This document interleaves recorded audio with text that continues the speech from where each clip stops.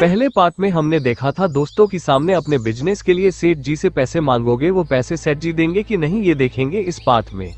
राजू ने जाकर अपने दोस्त श्याम को बुलाया और बोला, तो पिताजी यह है मेरा दोस्त श्याम, इसको ही पैसे की जरूरत है।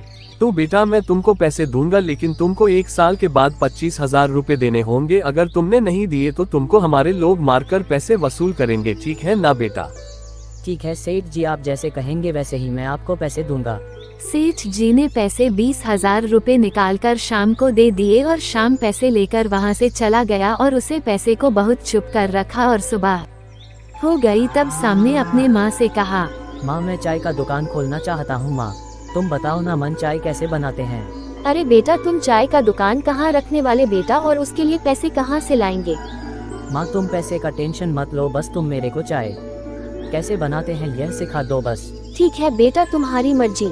माँ ने उसको चाय कैसे बनता है वो सारा प्रोसेस उसको सिखाए। उसने जाकर एक दुकान खोल दी। उसके बाद उसकी दुकान पर लोग नहीं आ रहे थे। 2-3 दिन हो गए लेकिन एक भी लोग नहीं।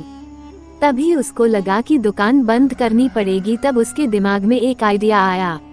उसका दूसरा दोस्त था, उसका नाम पंकज, एक होटल में काम करता था। इसके पास श्याम गया।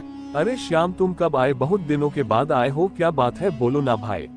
पंकज मेरे भाई मैं अभी आया हूँ, तेरे से थोड़ा काम था यार इसलिए आया हूँ। बोलो ना भाई, क्या काम है मेरे से? मैं क्या काम कर सकता हूँ तेरा?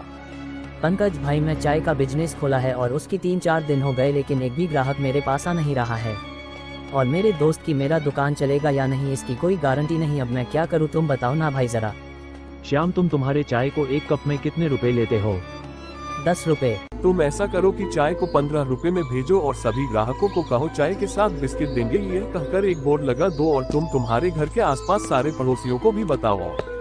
और अपनी माँ को खान की तुम तुम्हारी सारी कम पर आने वाली औरतों को बताना, यह अपनी माँ से कहो। और तुम तुम्हारे चाय में ज्यादा दूध डालकर थोड़ा टेस्टी चाय बनाना। और जो भी तुम्हारे पास ग्राहक आएगा उसके साथ अच्छे से प्रेम के साथ रहना और उसका हाल चाल पूछकर और उसके बीवी बच्चे कैसे हैं यह पूछकर और उनके साथ मिलजुल कर रहना।